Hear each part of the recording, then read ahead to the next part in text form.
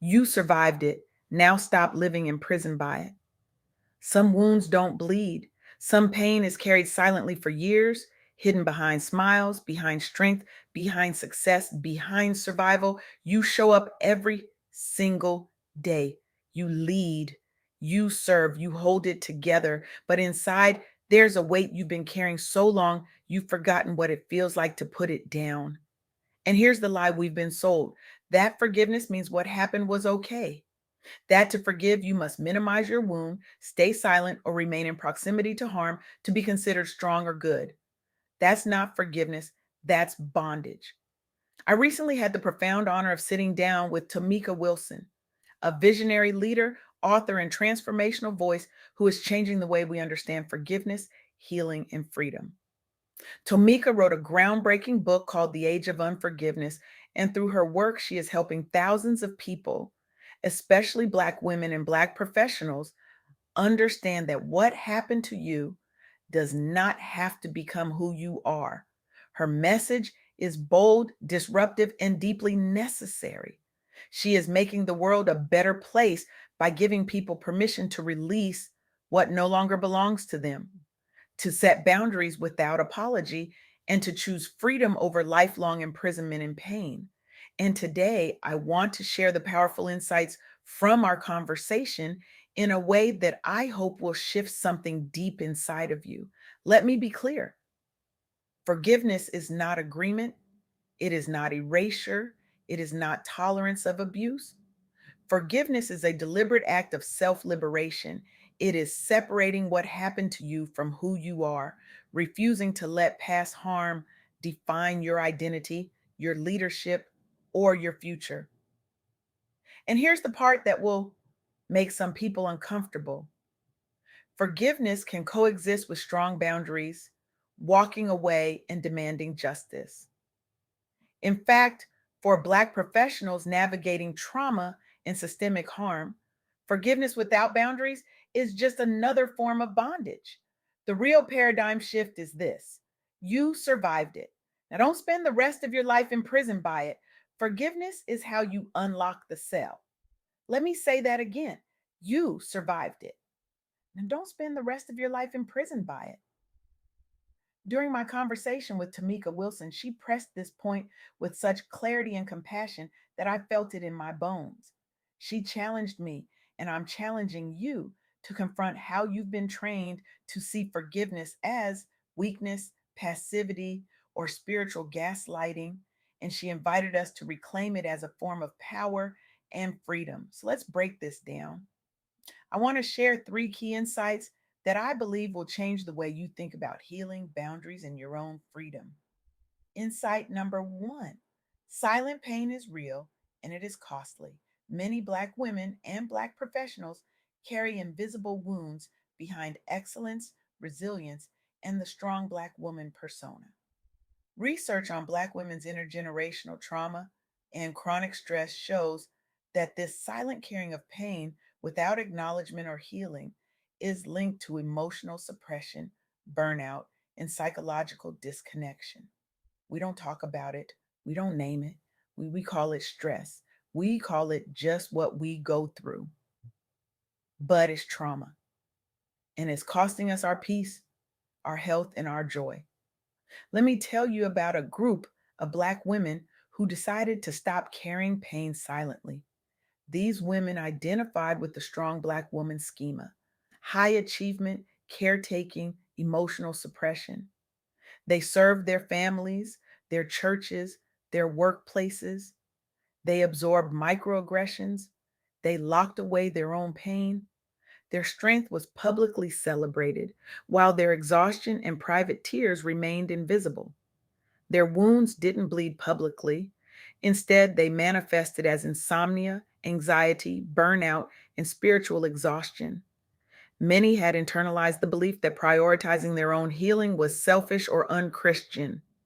They believed that rest was a luxury they couldn't afford, that boundaries were a betrayal, that asking for help was a sign of weakness. So, a 6-week Christian faith integrated mindfulness group was developed specifically for them. Grounded in the strong Black woman schema framework, womanist theology, and Sabbath theology. The core strategies included naming invisible burdens, what we don't say out loud, permission to rest and step out of constant service, contemplative practices for emotional regulation and self compassion. And here's what happened: participants showed a large increase in confidence using contemplative practices for their own well being. Qualitative findings revealed themes of permission to practice, naming what was unnamed, and community as restoration, and essentially a shift from carrying pain silently to actively choosing healing and rest. For many, a key milestone was saying out loud, I am tired and that matters, and treating rest and healing as sacred obligations, not weaknesses. They reframe spiritual life from suffer in silence and forgive by forgetting to honor the wound, honor yourself, and forgive in a way that sets you free. This work offers a clinically and spiritually grounded model for supporting Black women who carry silent trauma under the guise of strength. It demonstrates that culturally attuned, trauma informed approaches can help Black women redefine forgiveness and healing as forms of freedom rather than further sacrifice. So here's your action step: name what has been unnamed. Stop calling trauma just stress or just what we go through.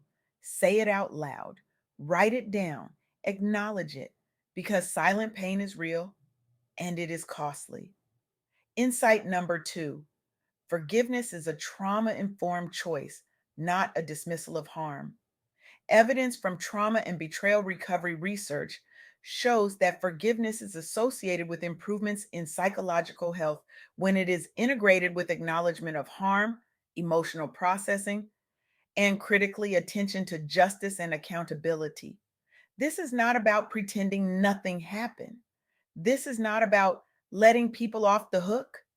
This is about choosing freedom for yourself. Let me share another story. This one is about African American women counselors who experienced burnout due to workplace microaggressions in the counseling profession. These women face chronic racial microaggressions, professional devaluation, and conditional belonging, experiences that cut deeply but rarely bled in visible ways.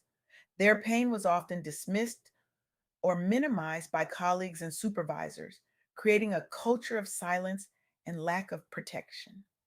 To survive, many engaged in emotional suppression and psychological disconnection, classic signs of silently carried trauma. They smiled through meetings where their expertise was questioned. They nodded through feedback that was coded with racial bias. They carried the burden of representing their entire race while being told they were too sensitive, too emotional, too much. But then something shifted. These women describe moving towards self preservation strategies, seeking affirming spaces and peer support, setting firmer boundaries with supervisors and institutions, and in some cases, exiting hostile environments to protect their mental health. They shifted from absorbing harm to recognizing their right to safety and dignity, which is a precursor to any authentic forgiveness. Six themes emerged from their experiences, including workplace microaggressions, chronic and normalized, silence and lack of protection, survival, emotional suppression, and self preservation, coping and exit. Critically, self preservation through boundaries and leaving was reframed as a necessary response to cumulative trauma, not a failure of resilience. These women entered the counseling field to help others heal, often motivated by their own histories of overcoming adversity. Over time, the mismatch between their values and the racism they encountered in helping institutions created profound moral injury. They carried that pain quietly, fearing retaliation or being labeled angry or unprofessional. But by articulating their experiences in research, they transformed personal pain into collective testimony, a powerful act of reclaiming narrative authority. Many made courageous, dramatic shifts, walking away from toxic workplaces, demanding structural changes, or redefining their careers on their own terms. The study highlights the invisible psychological toll of microaggressions on Black women professionals and underscores the importance of trauma informed anti racist organizational practices. It illustrates that healing and freedom often begin not with forgiving the institution, but with forgiving oneself for staying too long, trusting too deeply, or sacrificing health for survival. So here's your action step: redefine forgiveness in your own life as choosing freedom, not choosing amnesia or compliance. Forgiveness does not mean you stay, it does not mean you pretend, it means you release the weight so you can walk forward free. Insight number three: healing boundaries and walking away are forms of strength, not selfishness. Studies on Black women's chronic stress and burnout due to microaggressions highlight that self preservation through boundaries, exit, and community based healing is a core survival strategy, not a character flaw. Let me say that again. Self preservation is a core survival strategy, not a character flaw. Let me share one more story. This one is about young Black women ages 18 to 25 who experience sexual violence across family, intimate relationships, and institutions. This life course analysis found that sexual violence is pervasive and often silenced, minimized by families, partners, and institutions. This produces deep trauma and broken trust, with many survivors carrying pain quietly, internalizing shame, and questioning their worth. Dominant narratives and community silence hinder disclosure, leaving women to navigate healing alone. From childhood, many of these young women were taught explicitly or implicitly that their suffering must be kept quiet to protect family reputation, Black men from the criminal legal system, or community cohesion.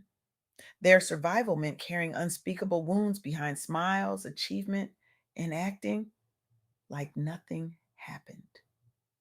They learned early that their pain was less important than keeping the peace, that their voices were less valuable than protecting the collective, that their bodies were not their own.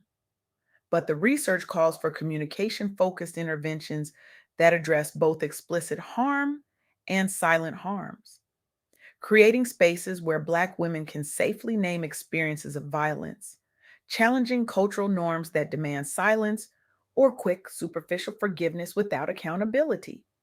It emphasizes interventions that validate survivors' pain and support their autonomy in deciding if, when, and how to forgive.